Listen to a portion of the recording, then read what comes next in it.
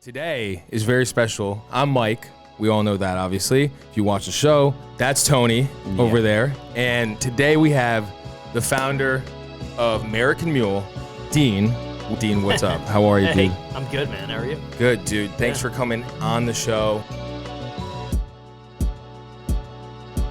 2015, I was out at a bar called the Bungalow in Santa Monica. It's like an institution out there. It's kind of like a Polo Ralph Lauren ad. And so I was just at that bar with one of my buddies and saw these copper mugs being put out on the bar. And I started putting it together and kind of, said, what's it going to take to get liquid into a can, and how do I do that? I started by making my own ginger beer in my fridge. He had 8 mules.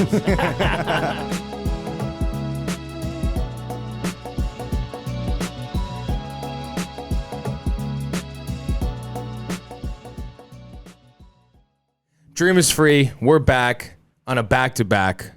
Yesterday, we had a Dream is free. Today, we have a Dream is free.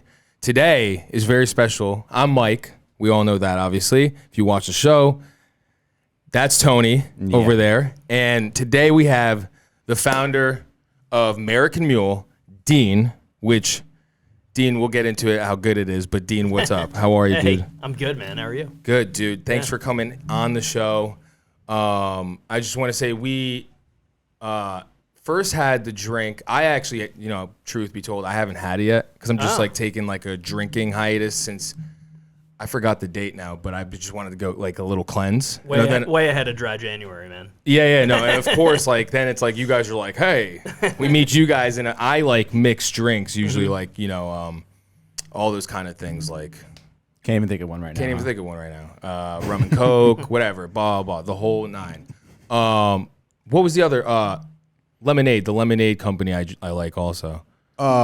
Fisher's Island? Fisher's Island, I yeah. drank those a lot. Yeah, and I never thought of a mixed cocktail that was a mule. And Tony's had it, and everybody here's had it, and they all love it. That's awesome to hear. Yeah, so we'll get into your story of how you got that going, but tell us about Dean. Growing up, where'd you grow up, and all that jazz? I'm a Connecticut boy, actually. Nice. I grew up in Southbury, Connecticut, straight up in the north western part of the state, I guess you can say. And actually, UConn grad, big fan of UConn. Go Huskies. Yeah. A couple of my staff went to UConn as well. Nice. Book Knight's in the NBA right now. I don't know if you know Book Knight. He's dope. He's good. Yeah, he did pretty good last year. We didn't quite get all the way. Yeah. But yeah, I grew up in Connecticut. I've had actually graduated with a finance degree, so my background, is kind of quirky. I've done a little finance. I've done some sales and technology sales. I actually also used to produce music, believe it or not. Oh, cool. What kind? Being around equipment like this is what kind of music? It's bringing nostalgia back? Yeah, pretty much. Yeah. Electronic. So I did a lot of Q work, background, really worked for background of TV shows and a couple that you probably heard of, Ray Donovan, Beavis and Butthead, wow. Made, when that was a hot show on MTV. Cool.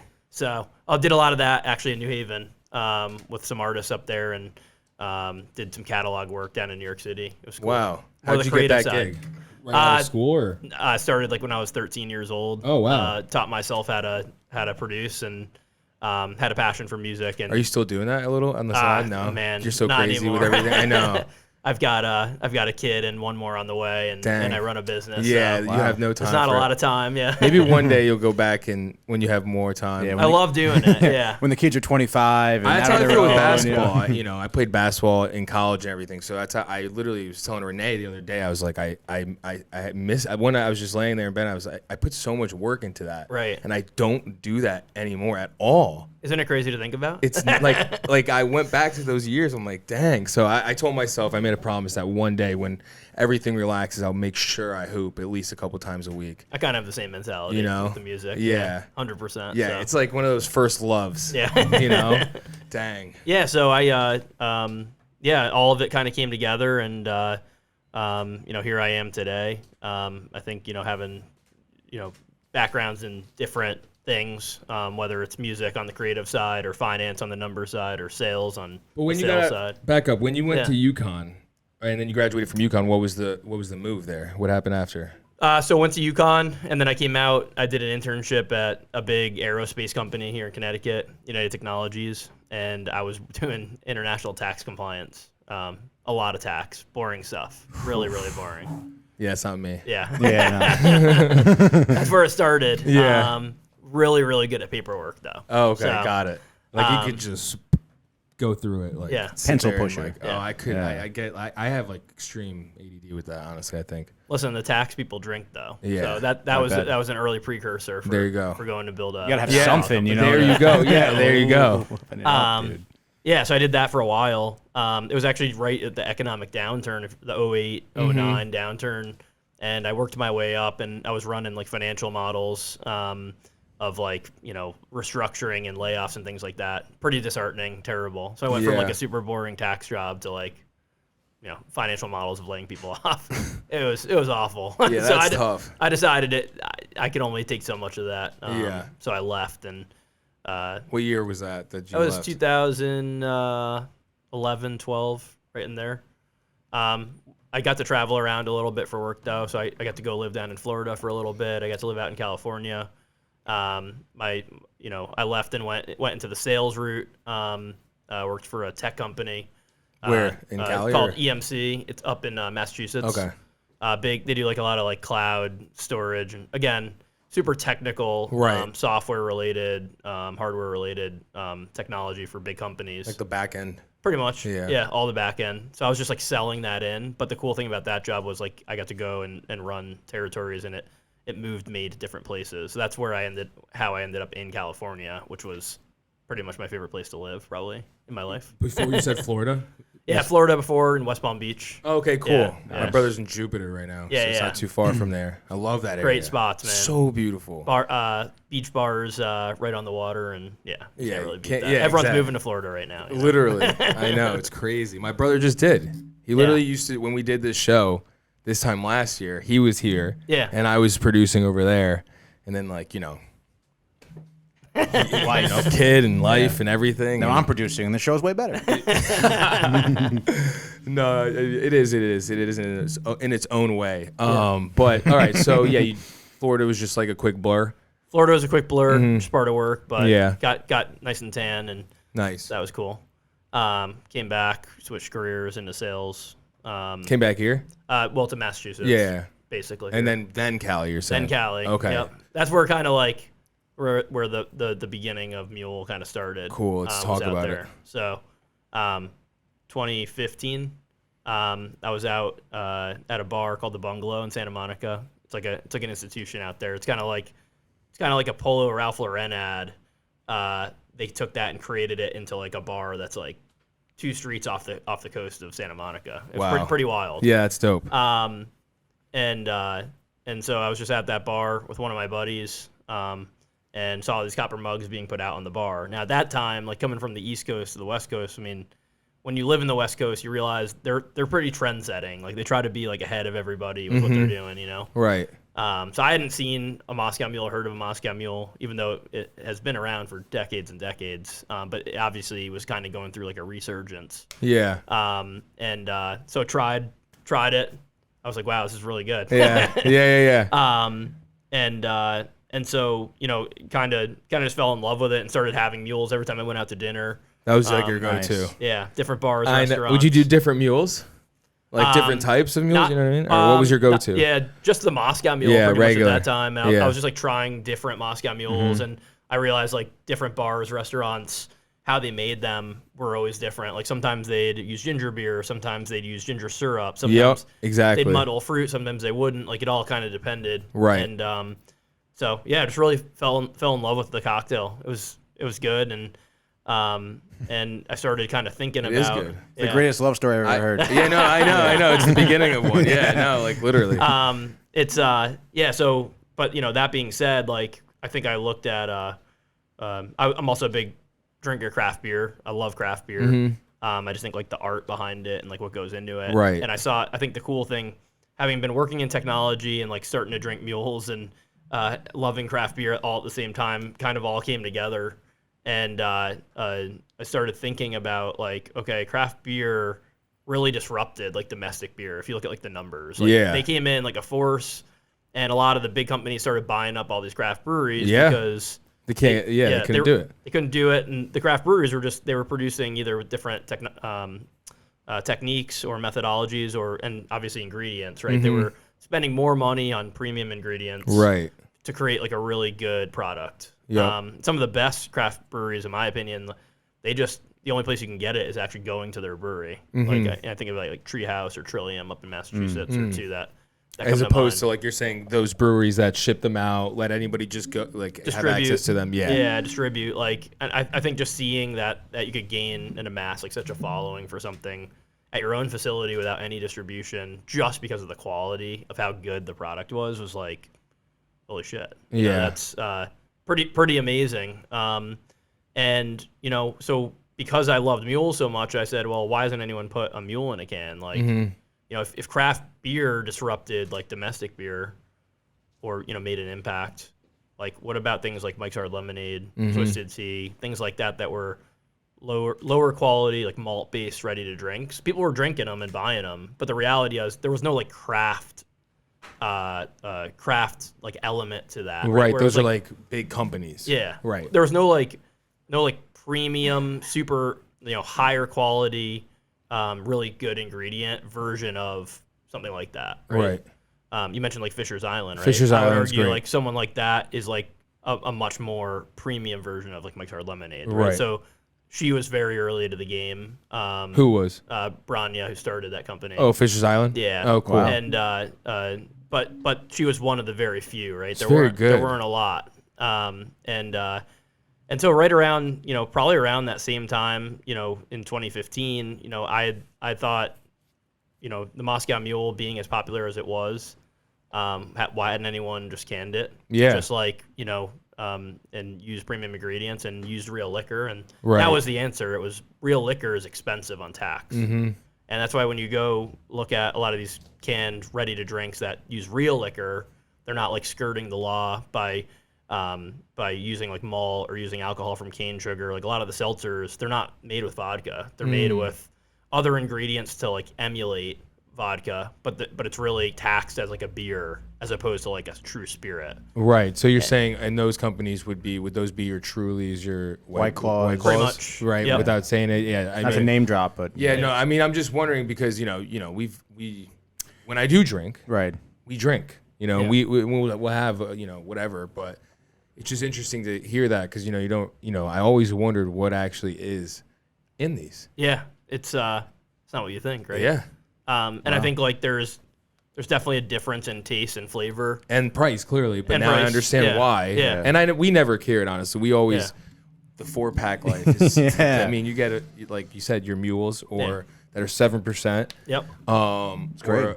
Or Fisher's Island again, like because they're just great also. But something like that's strong, a little bit pricier, but Good quality slam a ingredients. 4-pack, it's over for you. I had 8 the other night. He did. He was Blitz, he dude. had 8 mules. we were gaming playing NHL, and I was beating everyone. literally he went like 10-1. I beat Great. him once though. Yeah. We got to say, please drink responsibly. Yeah, Right. That's we were at his house. I was at my house, didn't Yeah. drive, went straight to bed yeah afterwards. right after Passed just right passed out. Yeah. They go down easy, man. Yeah. Yeah, but we'll get to that. We'll get to Yeah, that. yeah. We'll get to. I want to keep hearing. This is Yeah. good. I'm sorry, sidetrack. No, you're good, man. So, having like such a quirky background, like with finance, I could make a business plan, right? And so that's what I did. I started putting together a business plan. Wait, but hold on a sec. Yeah. We were talking earlier. You talked about you were in California. You met. Yeah. You lived. There's some cool stories there. Oh yeah, I mean, we could talk about some of those stories a little bit before you keep going into this story, right? yeah, I mean, the Entourage one's sick. yeah. I got to. Everybody knows we love Entourage. I mean, I met a lot of cool people. I would say Yeah. the coolest story. yeah. Here we that go. comes to mind. There we go. I was out at a bar called Saddle Ranch. It's like they have a mechanical bull. It's Nice. right off Cool. Sunset. Tony loves mechanical bulls. It's a fun, wild place. This is, I don't even know how many years ago this is. Gotta be 10 years ago. This might have been, I've done a couple of trips to California, so. And I was at the bar with one of my buddies. He was actually a writer on one of the late night shows in New York. So he knew some of those people. Mm-hmm. And one of the guys at the bar was Rob Riggle. You know what Rob Riggle is? It's a comedian, Comedian. former Marine. In the Face. He was that in, whole thing. yeah. And, what 21st. He was in 20. What was it? 22 Jump Street. He was in, right? Yeah, 22 Yeah. Jump Street and yeah, a bunch of movies. A bunch of movies. Yeah. He's been You in a should bunch know of stuff. Tony. He's the host of Screen Time, so. And it's so a movie he review. happened to be with January Jones from Mad Men and Jason Sudeikis. And so we were at the bar, and my buddy kind of knew Rob Riggle because he was on the same show as he was, and they pulled us aside, and we got to meet them and everything. And then Jason Sudeikis is like, "Hey guys, want some beers?" And he pulls us to the side, and he just goes on for like, buys us a couple of beers, and he just goes on for like 45 minutes doing basically stand-up comedy, like testing his jokes on us, and it was a great moment. Wow. That's sick. Yeah, I was like, I know what he's doing. He's definitely like feeling out, some of his content. Yeah. Which was pretty wild. So That's dope. Now you look Yeah. at like Ted Lasso and just how big Jason Sudeikis is today. I was like, wow, I can't believe That I was there happened. just like chilling with him at a bar in LA. That is like the most intimate comedy show ever. Yeah.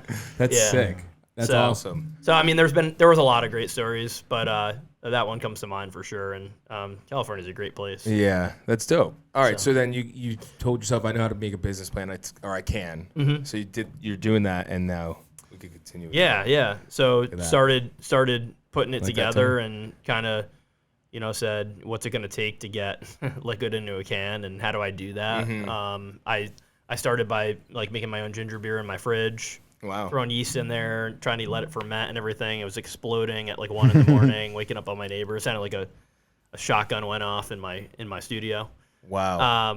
But I mean, really breaking it down, like a mule is vodka, ginger beer, and lime, right? So I was just trying to kind of recreate it. Yeah. And I figured I wanted it had to be as good quality as a lot of the better ones that I tried. So Yeah. I was kind of trying to learn at the bars, like what did they do? What Right. elements did they use to make it so good? Did you like show up with like a notepad at the bar, ask Pretty some much. questions? Yeah. Luckily, there's this thing called the internet. And they usually put all their ingredients. Yeah.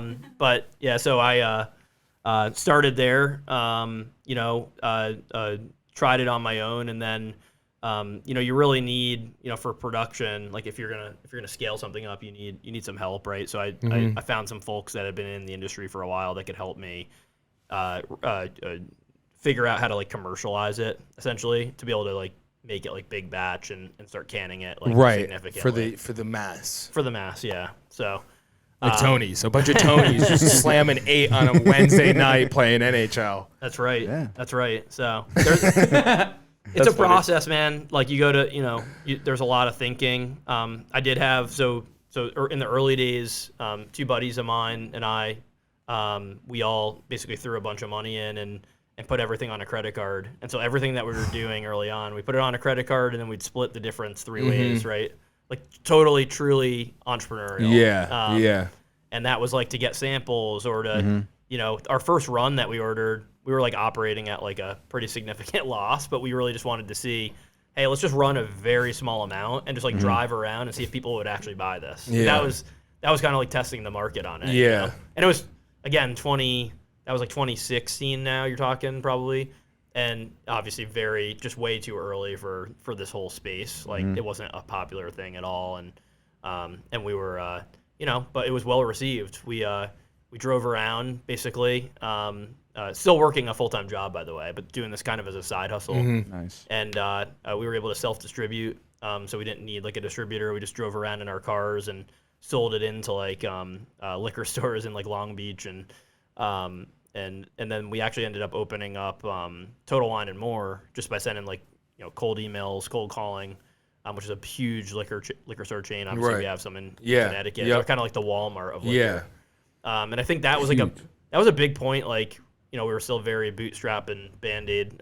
We have been for a lot of our journey. That But was like the big signing, basically. getting that like contract. credibility. Yeah. That's like, wow, like you've created something that is one of the biggest liquor chains is going to bring in, and they rolled us out like to a few stores and then all of California. Wow. And then Bevmo, the other chain, took us in regionally, and I was like, wow, this is I think I'm onto something with this. Yeah. So, and at that time, it was just the Moscow Mule. That's what it was called? Well, it was just Merican Mule, Moscow Mule. Moscow No style. other flavors. So No other I got flavors, it. yeah. How'd you come up with the name, though? Man, So tough, right? The name. yeah, it was like, I think what I did was I looked at beer companies that have been successful, and I said, what's one thing that they all have in common? And it was like all based around the American flag. Like think about like Miller or Coors or Budweiser. Like it's always like a very American themed. Yeah. Patriotic. Patriotic, right? Yep. I thought that was kind of cool. Yeah. And I thought that like, America is obviously like in a new place. I wanted to be like, working in tech also and seeing disruption and youth and just like modernization of things. So I thought I could make something that's like Americana, but like the new age Americana. Yeah. Right. That was kind of like I think what came to mind. And then I was like, how about American Mule? And talked to my co-founders and we're like, that's really cool. So filed for trademark and everything. And then I think it was kind of a gut feeling, but we just decided to drop the A just because we felt like American Mule was too clean of a name. I think everyone was saying America, country concerts and things like that. And it's like America. Yeah, America. So Merican Mule, we thought it was really unique. We also throw an apostrophe in front of the M in the name, just trying to make it like different. Yeah. And so we rolled with that. We like the alliteration too, obviously. Yeah, no, It's a good thing for branding. It is. It's dope. So yeah, we just thought it was flows different. too. American Mule. American Mule. Yeah. American Mule. American Mule. Yeah, exactly. American Mule. A lot of people still screw that up, but that's okay. Yeah, people with us, it's downtown TV. They'll say. Oh, it's the worst. I want to smack them in the face. Honestly, I was downtown going. Yeah, I'm like, I don't know. I haven't been there. Yeah. Which downtown? Which city are we talking about? Oh yeah. You live and you learn. Yeah. No, of course. Yeah. So anyway, drove around. We got some good wins in California, and then at that point, kind of realized like there's no way us just driving around for a beverage product's gonna take us to like how big we want to grow this thing. I think we had seen at that point super early on, like people loved the product and they're like, this is so different and cool. And we'd done a bunch of events and samplings. Like we got a lot of customer feedback, and so we knew how are we gonna like get it to more stores faster. And like obviously you need a distributor to do that. And I'm not going to get into the complexities of alcohol law and distribution. There's and all a lot. because there's a lot to it. Yeah, and each state's different, and each county's different, right? Sometimes the counties are different. It's different by classification, whether you're a beer, a wine, a liquor. Yeah. Malt, mead, cider. Like there's a million rules, regulations, and then your distributor has to have certain licenses, and then the retailer has to have certain licenses. So it's complex. It's a complex C, and that became my job over the next 5 years plus. Is just navigating all these different laws to basically be able to grow the brand. Yeah. And some people take the easy route and they just go, they try to find someone national that can take them, but that's a lot easier said than done. And either you have to have specific relationships, or the other problem I think becomes if you do that, how are you gonna support like 50 states all at once? As a true craft startup, it becomes challenging. Yeah. So I was able to get like our first network of distributors up in Massachusetts, and then Connecticut as well. So I actually moved across the country just to start building out distribution, just because I had some ties here through some of our network. We were able to open up that opportunity, and once you get a real big beer house, big beer distributor. You start to realize like the potential that you have, because then you've got dozens, hundreds of beer sales reps going out and selling pushing the your product. pretty much. I know.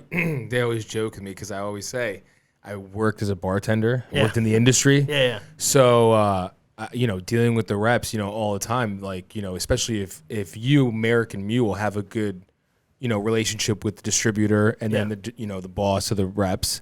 Tell them push this. Yep. You'll get X, Y, and Z. Those dudes come to the bar and tell our manager, "Hey, I'll get you 2 tickets to the Yankee game if you buy this, and this for the next whatever. Yeah. And buy a little extra for me just for the next 3 months." And they do it 10 times out of 10. It's ridiculous. I'm looking at my boy Adam over there. He used to be that guy. Yeah. So. Yeah. You get it. Yeah. It's a hustle for sure. Yeah. It is. But that's smart. Yeah. It is. You gotta got to figure out nothing works better than it just selling off the merit of the product itself. You know? Well, yeah, it's good that you guys had that though. Yeah, it is good, and it's there's an education piece. Like that was the biggest thing early on. Again, being so new to the space, like people are like, what is this, right? Like, what are canned cocktails? Like, what is this? So a big piece of it was just educating the distributor so they could go educate the customers, like the retailers. Correct. And then for us, like we do a lot of eventing and things like that, so we can let people try the product themselves and make the decision if they want to buy it. Right. And obviously, like I think, right now it's especially getting the brand out there, letting people know we're out there, right? Merican Mule, like because a lot of times we get people say they walk by the liquor store, they saw it on the shelf, it looked really cool, they didn't know what it was, so they didn't buy it. And really, the only way you're going to get that consumer to buy it is for them to try it. So yeah. No, it's dope. And obviously, content's king. Content. Right. Doing the right content. We do a lot of social media. Yeah. A lot of TikTok and Instagram. Yeah. It's, hired my team here in the last year or so, and we've made some pretty good strides. But we do a lot of original content. Like we're big believers on. We call ourselves a digital alcohol company. Right. We're trying to be a little bit different, especially than like a lot of the bigger guys out there that we don't think they do the content Like very show well. face. Yeah. And be more appealing to a certain demographic. That's right. That can reach that's like kind of like us. We say our demographic is obviously for a younger crowd, but it's not like not for an older crowd though. Don't get it wrong, So I feel like that's like you guys too.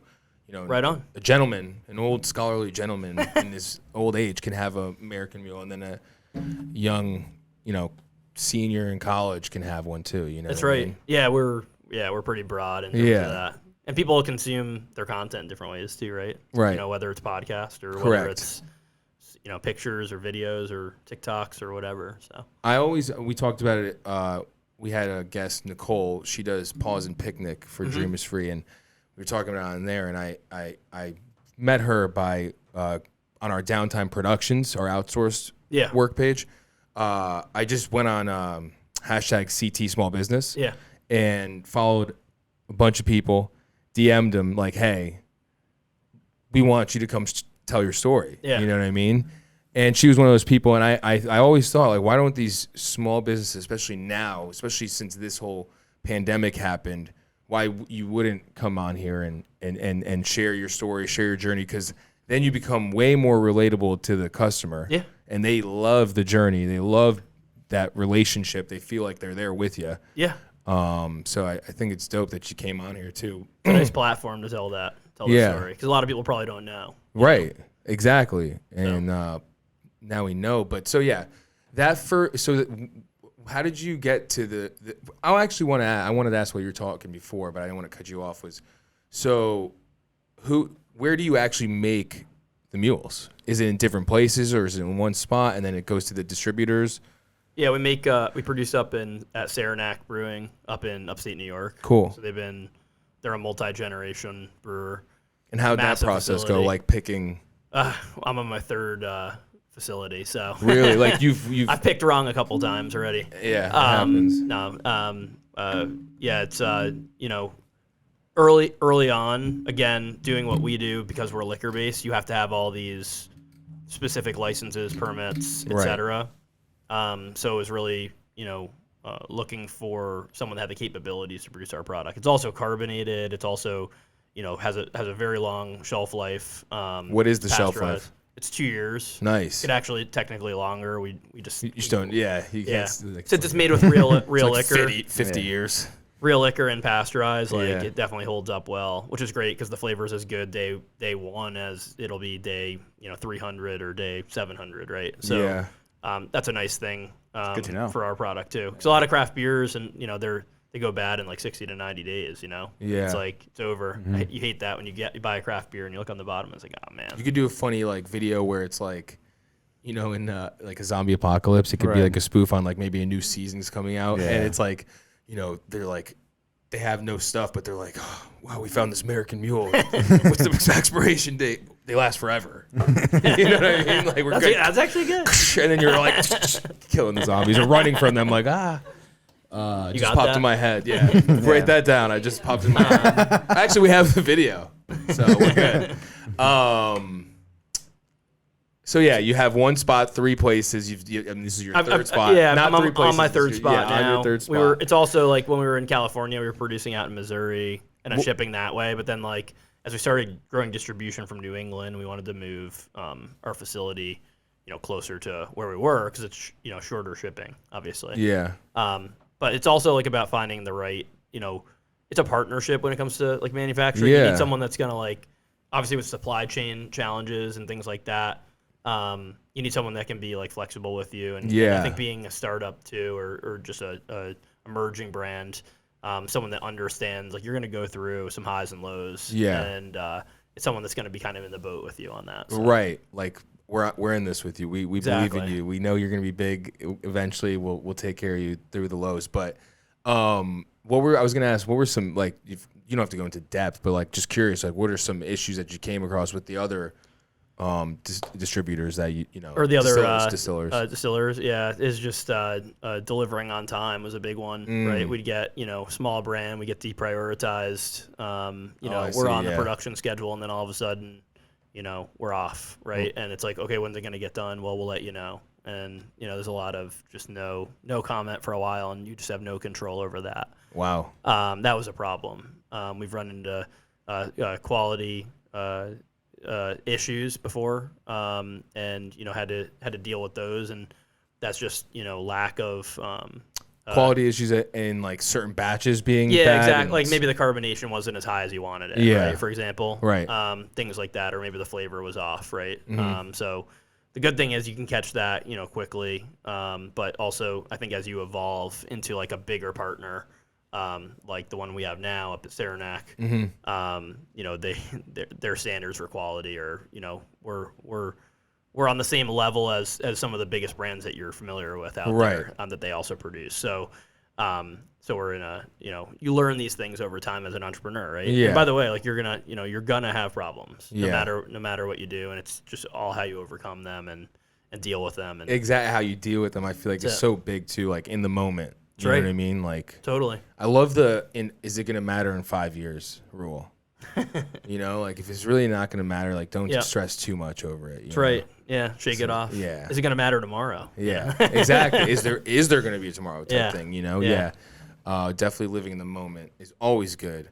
All right. So you produce from one place in New York. All right. Cool. So we produce from one place in New York, and then. Basically, because could we go there sometime and check it out? Yeah. And that would be cool. You guys should definitely come. It's really sweet. We're going to be going back up there in January, probably. Let us know. We'll definitely take that Black Dodge out there. Cool. There. Yeah, you guys can definitely come. Grab That's some sick. content. I saw the video you guys posted of the chain of the production of it. Oh my god, it's pretty mind blowing. Like it's just sick. I want to see like all the This is one of the biggest facilities in the East Coast for beverage production. Dope. Yeah, lock us in for that. That's sick. Absolutely. It'd be a dope production. So we produce there, and then the product goes to our distributors in all the states that we sell. Where do you sell? So we're going to be up to about 20 states this year, which is crazy because we were in, we went from just California to to 3 states to 12 states and out of 20. So it's really grown. And how is 20? How is the big COVID year? I guess you say for you guys. That was a big growth year for us because a lot of the bars were shut down, and so people had no option but to go to liquor stores for their alcohol. And obviously we're a canned cocktail, so you can't go to the bar and get a cocktail. But why not get a cocktail at a liquor store? That's dope. Yeah, it was.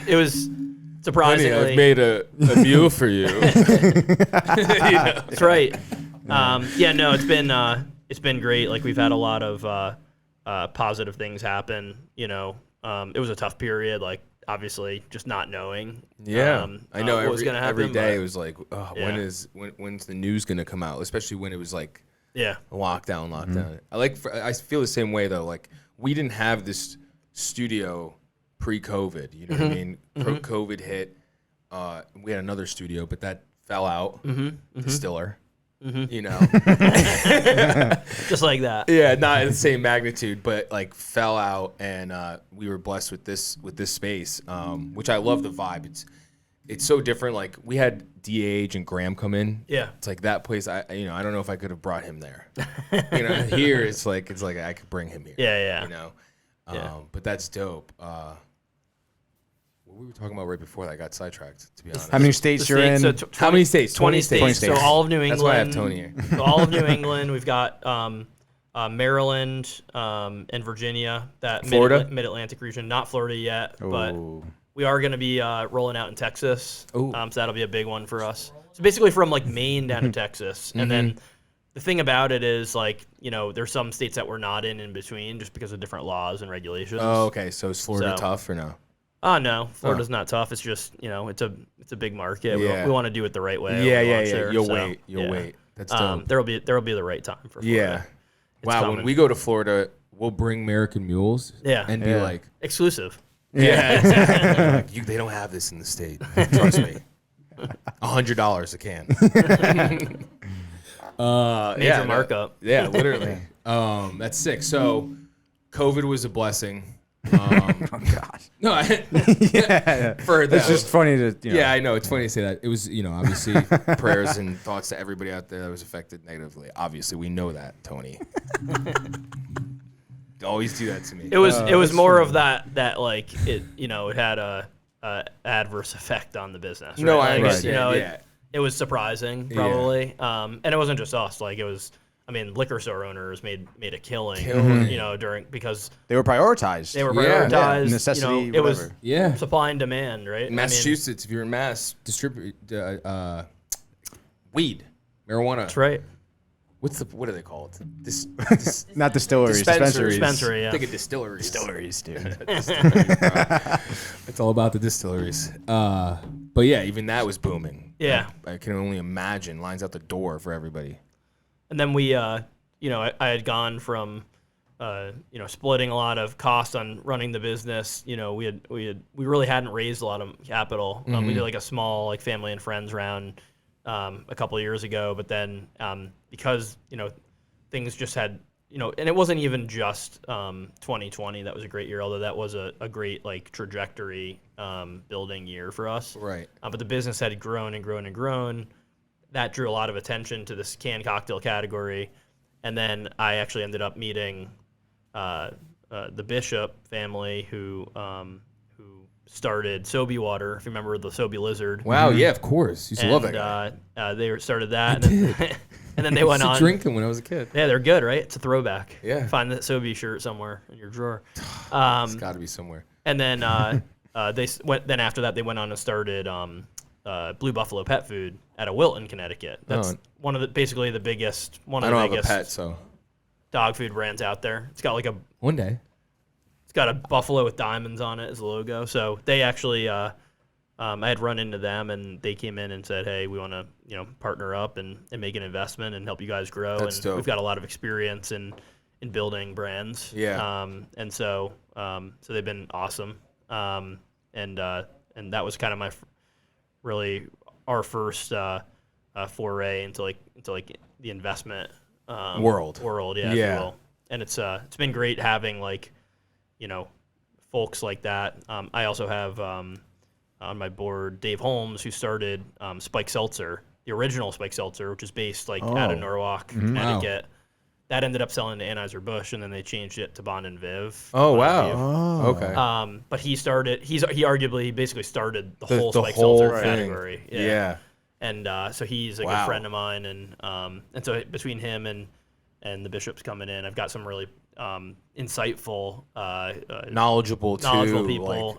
Really understanding too. They know the industry, they know the space, they know how it works, right? Like they're good people to go to if you need help. Yeah. If there's like a question you just don't know the answer to. Yeah, that's pretty much. I love like motivational self-help, all that stuff, but like they all say you need a mentor.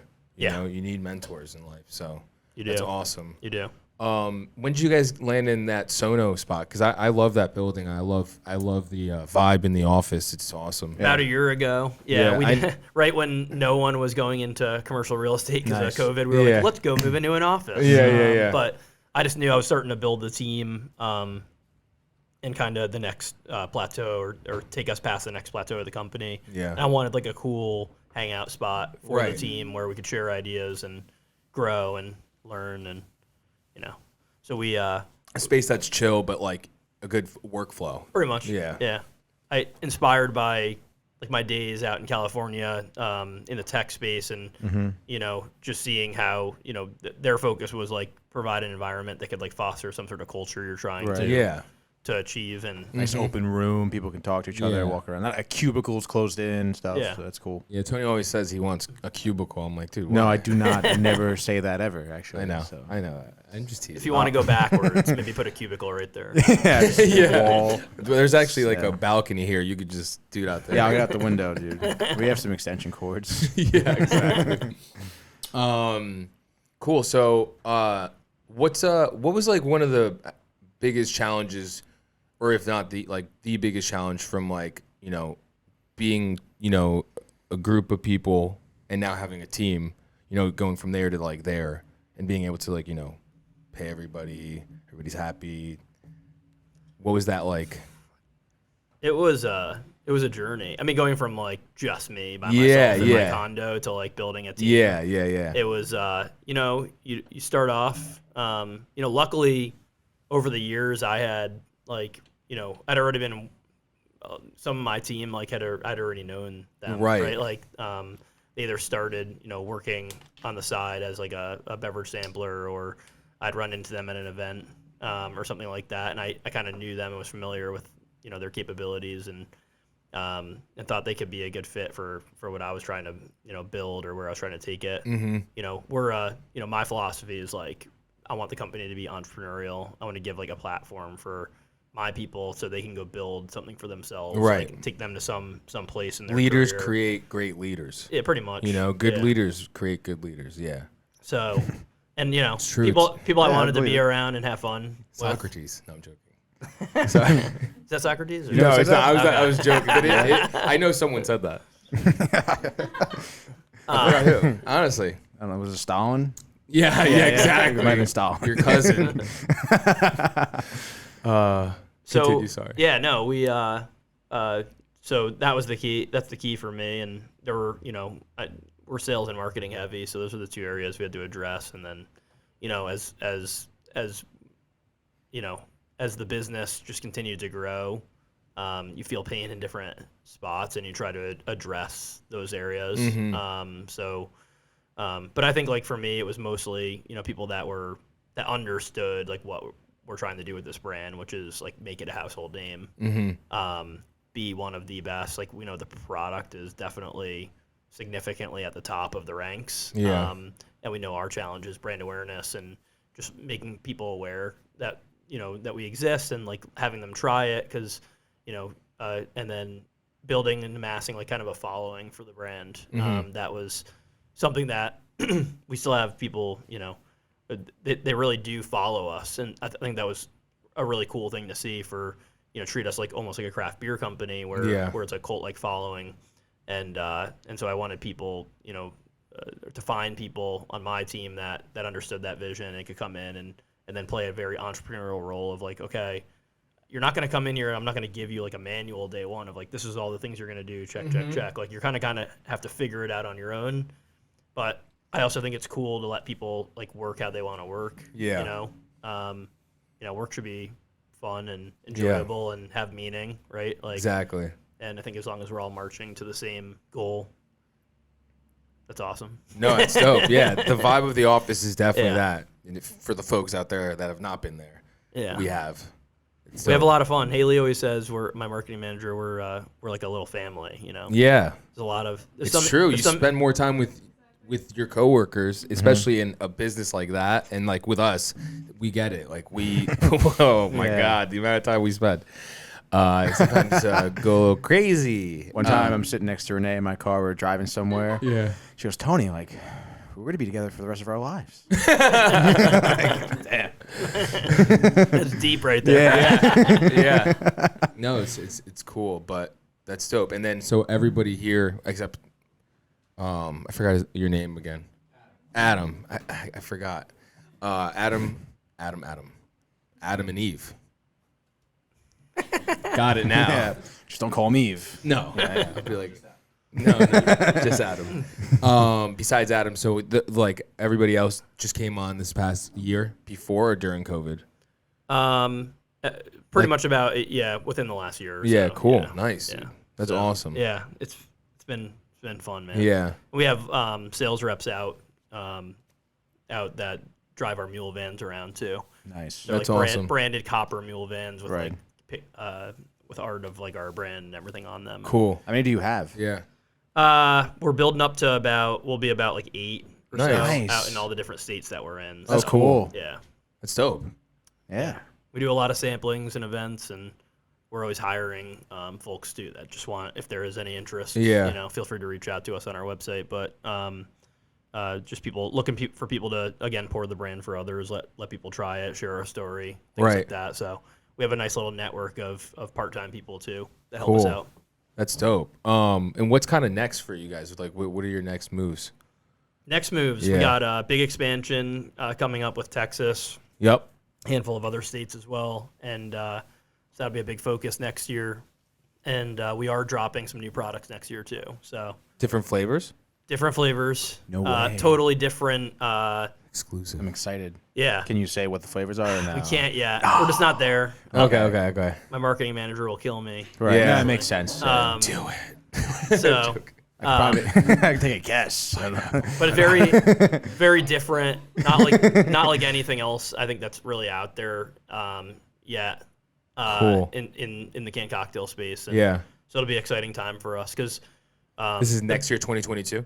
yeah, we'll be running in January and dropping in Cool. springtime. Cool. We're Ecstatic. Yeah. This year it was big on like we rebranded everything, like upgraded all the art and the packaging, moved to our new facility. Yeah. And then we actually launched a variety pack too, so you can actually get all 4 mules in the one pack. Yeah, we got one. He's tried Tony's. I mean, yeah, I Tony do and really Barnes. like Biggest them. fan right over there. we literally. I bet you we can make a reel for them of all the times we've reviewed. Oh, you have one in the works, Renee says, of all of our reviews of the mule. It's hilarious. It's like they love them. Everybody should go get one. Well, one of the cool things about that variety pack though is like we're the only brand out there doing where it's 4 liquors in one box. Like that doesn't. Oh wow! So if you think I about didn't like about that. seltzers and things like that. Oh, Yeah. right. It's all the same liquor. Yeah, it's all the same liquor. Yeah. There's like tequila variety packs. It'll be like tequila with different Right. flavors. Yeah. But it's never like tequila, Rum. bourbon, rum, Yeah. vodka, Yep. which is what Right. we do. So we're pretty proud of that. Yeah, it's dope. Yeah, That should be one of your like pushes right now. Like, Yeah. we're trying. of course. Yep. It's dope. It's dope.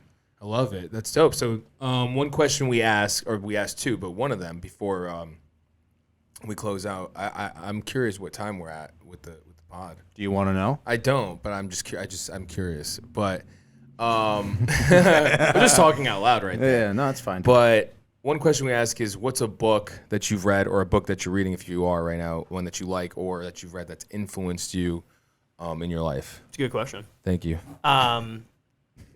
Like didn't expect that one, Yeah. but Yeah. Shoe Dog by Phil Knight. It's the story of how he built Nike. Oh, Who was the last Dream is Free we had? who? No. No. Who was yesterday? Jesus, who did we do I- that yesterday?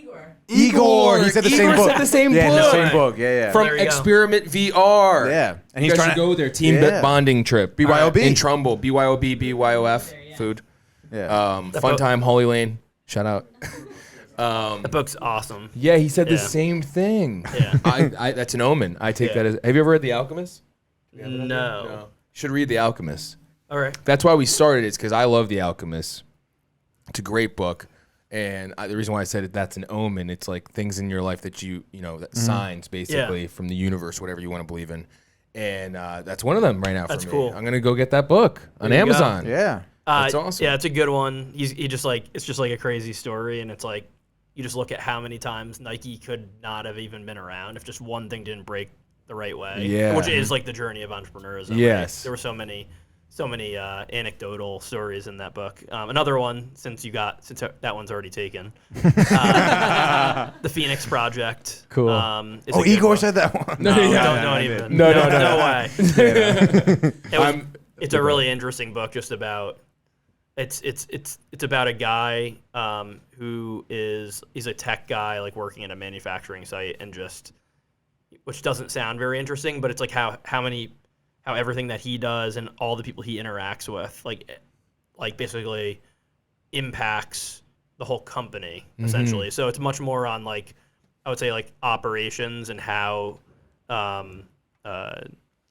to make things go, if you will. Right. Like a lot of things, one of the big things that I took away from there is we think about like sending the art of like sending an email. It sounds so basic, but you might like do some research for that email, type something up to someone, and you spend a week, and maybe you like, you know, you're intending to like send some message to someone. Maybe it has to have a deck attached to it. Maybe it has to, you know, have a purpose, you know, whatever. Until you hit the send button, all that time is like basically meaningless, like leading up to it. Right. And it's just about, on the manufacturing side, they call it like work in process. So it's like as you're building something, until it's like shipped out of the facility, you don't get to like quote unquote like sell it. So it's like there's no value, right? Right. Or if it ships or if it's built and it's just sitting there in the warehouse and on the floor, it's not doing anything, Right. What good until is you that? like send it. And I just think about like sending an email. How many times do we put something in drafts and then we just like neglect it or whatever? Yeah. And it's like you've done all that work and you've invested all that time, effort, and energy to like put your thoughts down on, you know, on an email but until you hit the send button or push the button. Yeah. As I tell my team all the time. Yeah. Push the button. Push the damn button. You're in your office. You're like, push the button.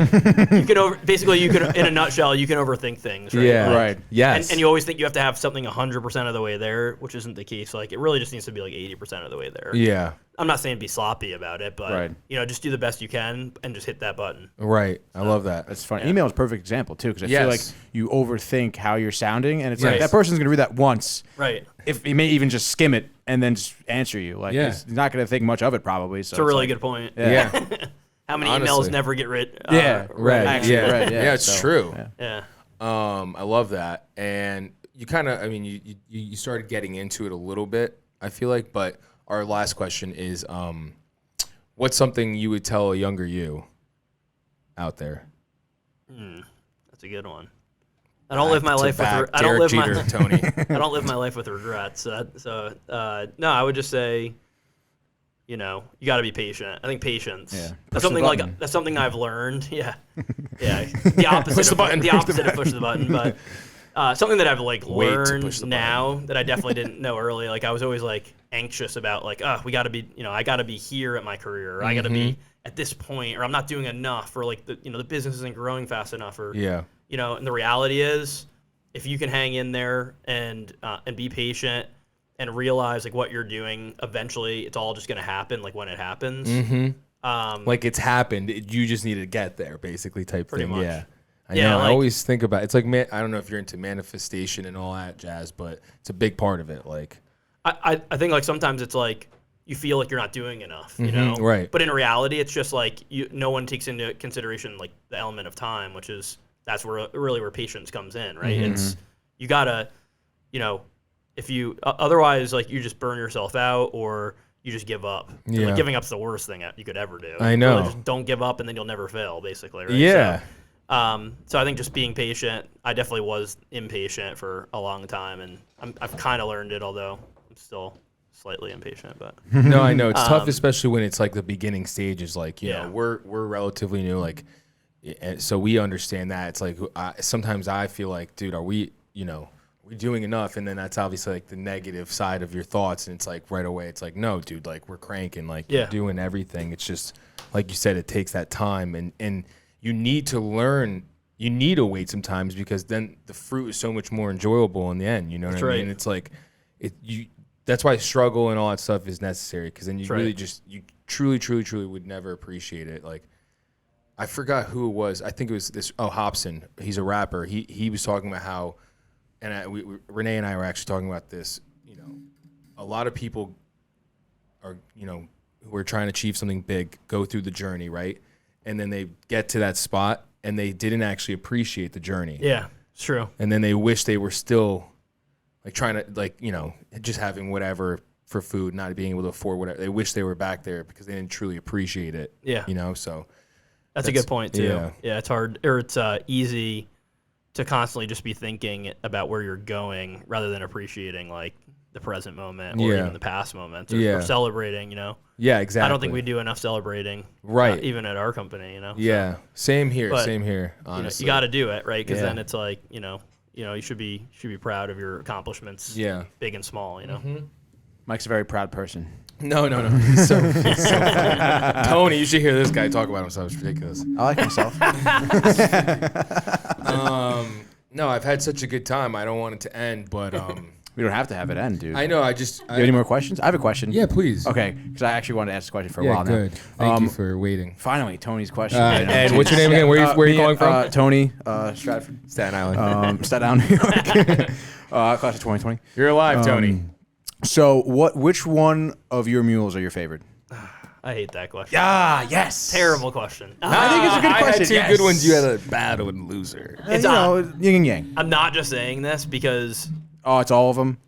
No, it's just that I think, like, there's different situations I would drink different mules. Like, it's like pizza, dude. I think, all right, I guess if I had to answer it, I'd say the Mexican Mule, to me, I think is the most, like, unique, as in, like, I think it's really effing good, and it's like, you can't, if you try it, you'll be like, how do I even make this? You know? Right. It's just the most complex flavor profile of all the mules. I think it's my favorite, to be honest. It's funny because my roommate asked me the same question, which one's my favorite? Yeah. And I said the same thing. I was like, well, like right now I'm in a big like tequila kick. Yeah. So it's like right now it's tequila one, but like you did I can say see that. myself getting up with the bourbon one and being like, this is my favorite. So I think it's like seasonal. Yeah, I feel like it feels like in the summer I'm hitting the rum one. Yeah. Like, let's go. So that's the thing, right? Like, there's easily times where I'm like, I want a tropical mule right now. It's hot out. Like, so again, summer on the beach, tropical mule. And then there's times when I love the southern mule too. Right.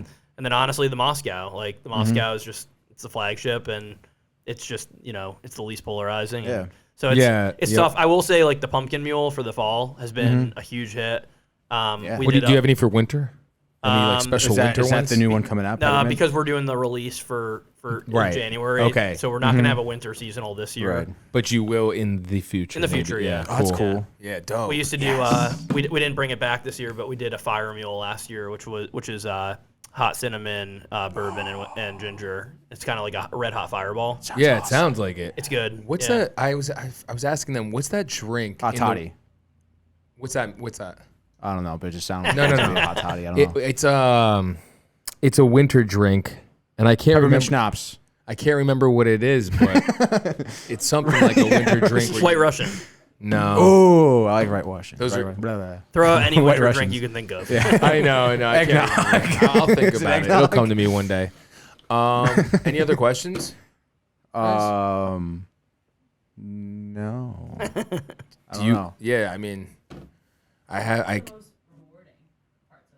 what's been the most rewarding? Yeah, part? that's a good question. Yeah.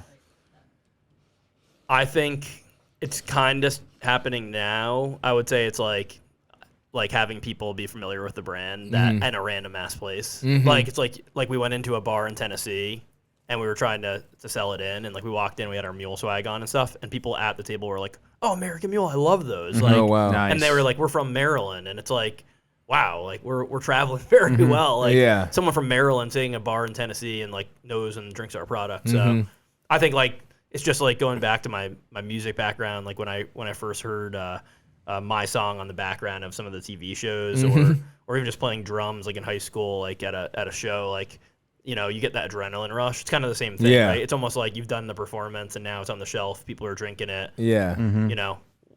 Hearing that people are familiar with it and that they love it, which is really cool. Because there's a lot of brands out there that aren't very good. Yeah, there are. I'm glad we're not one of those. Yeah. That would suck to hear, like, oh, it looked really cool, but I drank it one time ever, So. Yeah. Are there other now mule mixed? Ooh, some competitors. Are there other competitors now? There's some competitors. I won't talk about them on the air, but we could call them A, B, and C. Yeah. We're definitely in the upper echelon, or we're one of the leaders, if you will. Right. Yeah. There's a lot of, actually, to be honest with you, we're really the only one doing like all these different mules with different liquors, mule as the base. right?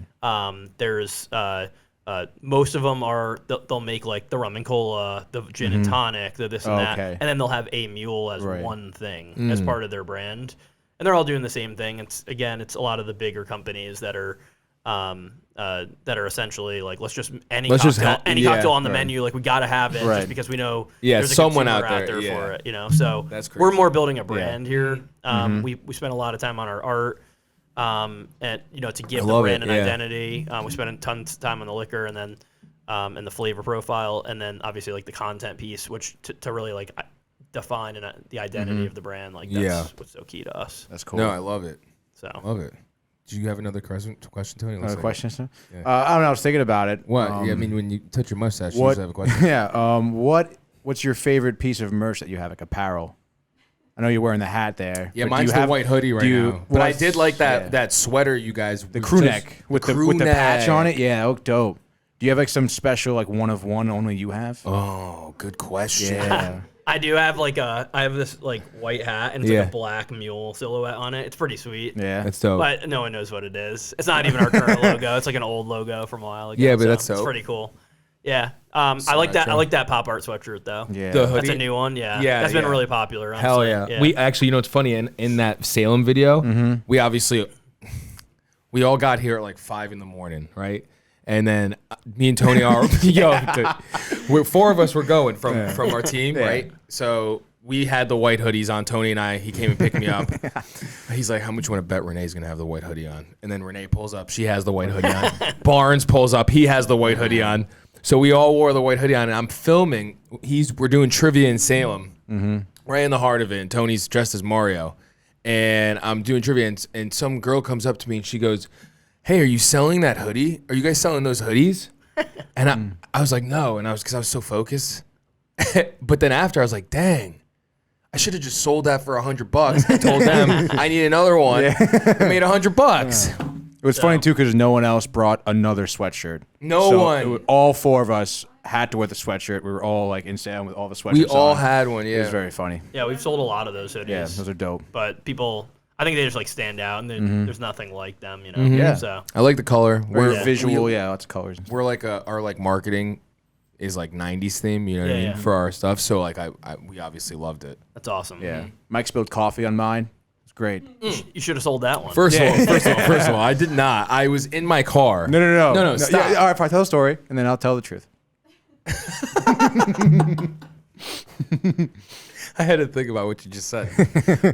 No, so I'm driving my car, right? And so the vehicle is, you know, I'm driving. I have the right of way of everything in the car. Oh. And so I'm just going like this, and I turn, and he's like this. For some reason, over where the cup holder stuff is, just like this, holding the thing out. So then, you know, All right, do you want to hear the real story? I'm in the passenger seat, and I'm putting this exact you cup. could just hear the fib. Yeah, no, I'm putting the cup in the cup holder, which is to my left, right? Two. My left. So I'm in the motion, and for some reason, Mike decides to turn towards me and just go like this. Oh my! Do you Okay. see? And he, Why would? What's don't wrong know. with me? I don't That know. I would just all of a sudden just twitch yeah, and do the 'cause chicken wing. You saw me happy in my Merican Mule hoodie, and you're like, I don't want to ruin Tony's happiness right now. That is so funny because every time we wear, we're like, guys, Yeah, don't eat anything. don't even touch look at me because they're so white. you know? That's right. Oh wow! But yeah, I think this is a good spot. I appreciate you, dude. Dude, thank you for having me on. of guys. course, I love I- what you guys are doing too. I think Thank it's you. awesome. Yeah. man. Yeah, So, thanks, man. We're hustling, and obviously, everybody from Merican Mule, even people that aren't here, when we do have 50 guests, we're gonna do the networking party, which we'll maybe even film Yeah, live. and we can taste test some mules, maybe Yeah, too. have people Why taste not? test mules, dude. They would. I know a lot of people that would definitely love them. From that we've had as guests. But yeah, so just real quick, also to end out, where can people find you? Just social media tag. Yeah, so Instagram at Merican Mule, TikTok at Merican Mule, Twitter. Twitter. You guys got to work on the Twitter too more. Yeah. Like post more on there. All right. Twitter's good because I know. I'm not trying to call you guys out or whatever. Yeah. It's just because no. I've learned that in Twitter, with Twitter, you'll find that there's just like when you interact and you could interact with people live, boom, boom, boom, boom, boom, on certain trending things, and then those people just like are willing to honestly just support you even if you're not. Yeah. Right. I have had more. I'm not even joking. I've had more support on Twitter from people I've never met in my life than friends from high school and stuff. You know what I mean? And I feel like stuff Twitter that, is people like I knew. there's so much like you can be exposed so much easily on Twitter because like half my Twitter feed it says like, oh, this guy liked this post, so it's on your feed. Yeah, exactly. Like, the people that follow people if like just the right person, type of thing.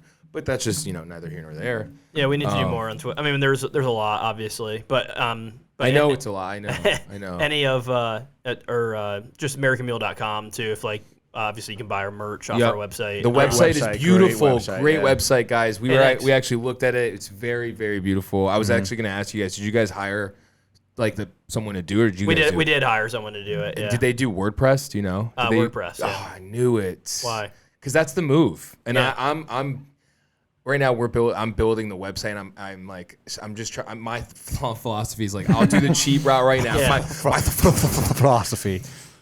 My philosophy right now is like I'll build an appealing, good website as customizable as I can via Wix, which is like easier to like hone in on. Yeah. Especially because we got a lot going on. Whereas like WordPress, it's like learning a program. You know what I mean? Pretty much. Yeah. It's not that bad, but I know. I feel like since I edit a lot, I'm an editor. I feel like I could learn WordPress quick, but I just like I feel like we just need our website out quicker now. Yeah. But I was curious because I love Renee pointed it out and she told me to go look at yours and it's really well done. We love the colors and everything. So yeah, we're proud of it. Yeah. Go to their website. They tell you where to find all the mules in the world. That's right. Literally. Yeah. Anywhere. So yeah, thanks guys. Make sure you like, comment, subscribe, hit that alert button so you always know when we're going live. Press the button. Press the button right now. We learned something today. Yeah, I love it. Dude. Yes, I love that. That's what I'm here for. That's what we're here for with the Dreams Free. Learn. Education. Jigs. All right, we love you guys. Thank you. Until next time. Bye.